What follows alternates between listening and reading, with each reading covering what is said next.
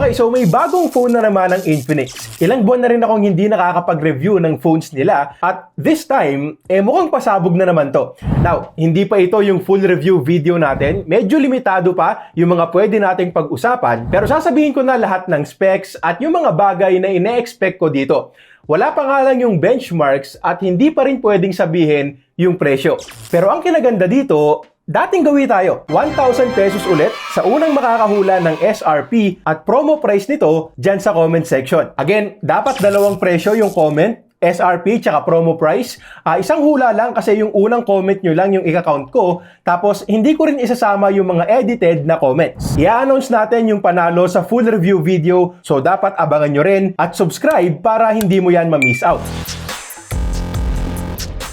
Okay, so eto na yung box nitong Infinix Note 40 Pro Plus 5G at napansin ko kaagad na medyo makapal to, so nag-expect na kaagad ako ng additional accessories. Since ganito rin yung ginawa nila sa Infinix Note 30 VIP last year. At ganun nga ulit, meron ulit tayong dalawang box, isa para sa standard phone and accessories package at isa pang box para sa wireless charging pad na babalikan natin mamaya. Sa loob nitong phone box, meron tayong SIM ejector tool, stickers, hard case na may leather finish at may built-in magnets na rin para sa magnetic wireless charging. May free tempered glass, tayo pa nga lang yung mag-i-install. Mamaya na tong mismong unit at syempre hindi rin mawawala yung charger at cable na good news din kasi USB Type-C to USB Type-C na. At eto na nga, ang bagong Infinix Note 40 Pro Plus 5G. At legit na napawaw ako nung nakita ko yung likod. Ang ganda ng itsura nitong obsidian black color nila. Parang pinong-pinong sandpaper yung finish sa likod. Hindi kapitin ng fingerprints at glass na rin yan. So, premium ding hawakan. Kaya lang medyo madulas. So, ingat-ingat din kung gagamitin natin ng walang case. At sobrang nagustuhan ko itong medyo magulong design na ginawa nila na makikita lang natin at a certain angle. Very premium yung dating. Hindi mo aakalaing wala pang 15K. At kung sakali naman na ayaw nyo ng ganitong klase ng kulay, meron pa rin sila ng vintage green color na mukhang maganda rin since kamukha lang din siya ng Infinix 030 5G na nireview natin last year.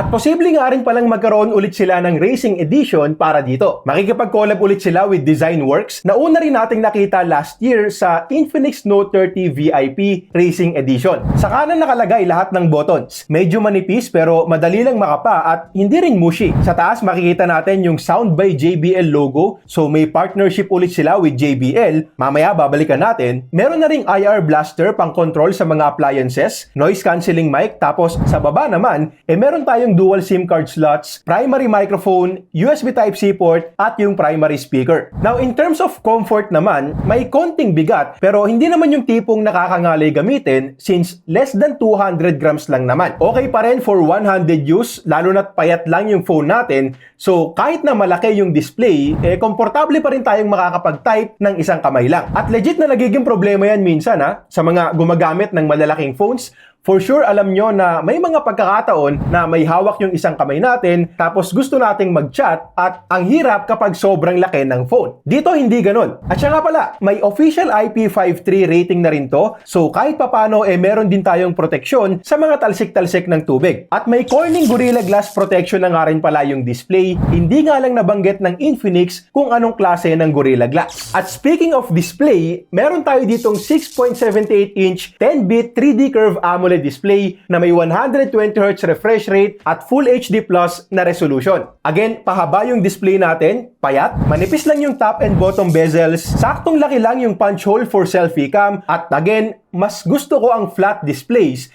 Pero kung titignan, mas premium talaga kapag curve. Ang lakas ng dating, tsaka ang lakas ding makasosyal. Contrast ratio is 10 million to 1, so expect natin yung deep blacks at bright whites. Napansin ko nga lang kaagad na medyo matingkad talaga yung kulay, kahit na iset natin sa normal or sa original yung color style, na okay naman kung gusto mo talaga ng vivid visuals. Peak brightness, umaabot na rin ng 1300 nits outdoors, so may good outdoor visibility na rin tayo, at for sure, Karamihan sa atin ay hindi makukulangan sa brightness kung nasa loob lang naman tayo ng kwarto. Unless gusto mo ng sobrang liwanag na display. May eye care or eye protection features na rin tayo dito. May TUV Rhineland Eye Certification at 2160Hz PWM dimming, iwas eye strain. Instant touch sampling rate is around 1500Hz. May in-display fingerprint scanner na rin at sobrang bilis mag-unlock. Medyo mababa yung placement pero hindi naman naging problema sa akin since madali pa ring abutin. Tapos for watching videos naman sa Netflix,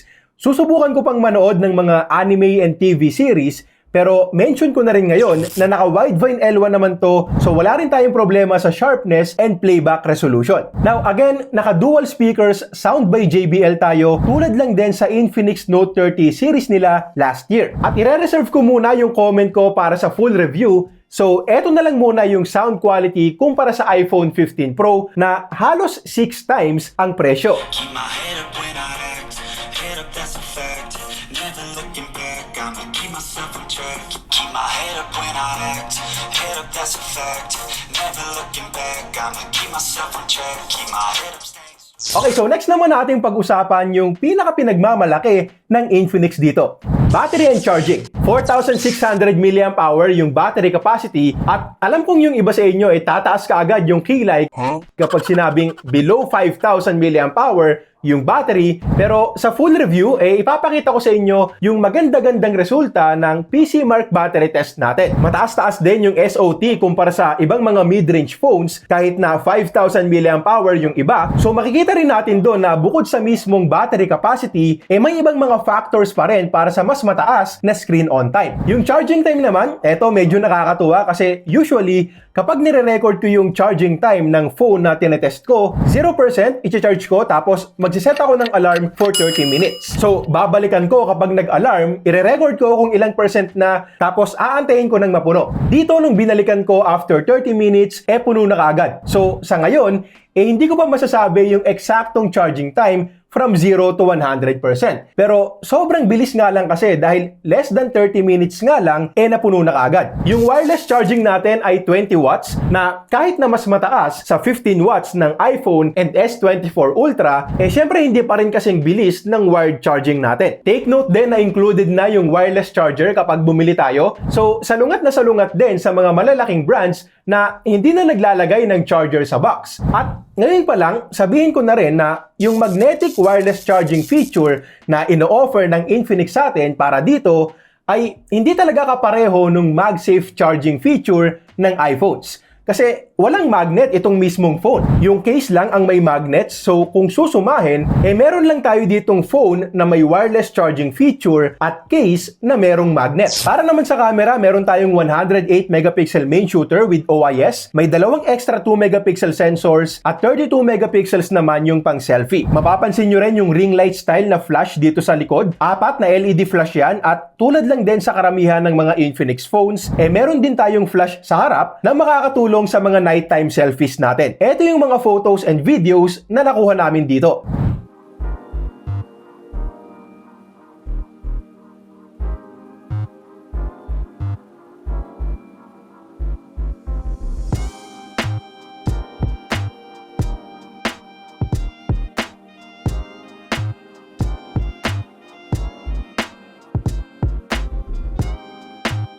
Pagdating naman sa performance nitong phone, MediaTek Dimensity 7020 5G yung chipset na ginamit. May 12 gigs of physical memory at may up to 12 gigs din na virtual RAM gamit ang MEMFusion. Tapos 256 gigs naman yung internal storage. So as usual, kung ikukumpara sa ibang mga brands, mas malaki na naman yung RAM at storage na ino-offer sa atin ng Infinix. Android 14 na yung operating system out of the box, so latest na rin. At again, hindi pa kasi tayo pwedeng maglabas ng mga benchmark scores, so sabihin ko na lang na itong Dimensity 7020 5G ay more on for casual users at casual gaming lang din. Hindi ito yung chipset na pang max settings ng mga graphic-intensive games like Genshin Impact. Hindi to gaming phone at hindi rin talaga gamers ang pinaka-target ng Infinix dito.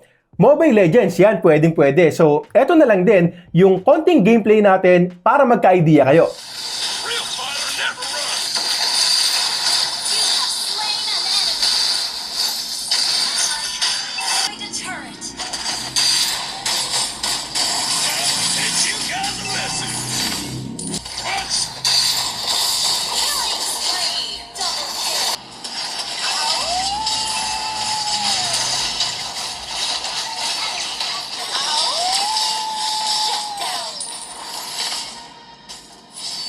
Okay, so yun lang muna para sa ngayon. Again, abangan nyo yung full review namin para dito. At huwag nyo kalimutang mag-like, comment, at subscribe dahil sobrang laking tulong yan para dito sa channel. At kung gusto mo bang malaman yung mga sulit na phones ng Infinix last year na sulit pa rin hanggang ngayon, pwede mong panoorin tong mga videos na to.